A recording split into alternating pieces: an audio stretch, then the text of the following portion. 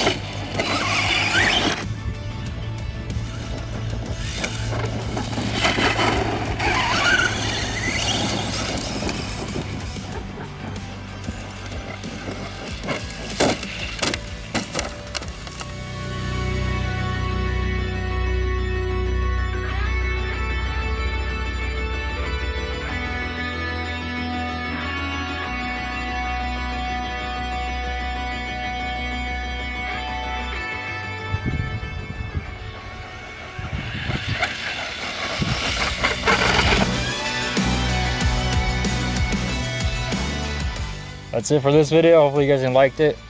All it is Granite tires, couple little upgrades, and there you go. You got yourself a Monster Senton. So that's it. Hopefully you guys enjoy this video. I'll see you guys next time.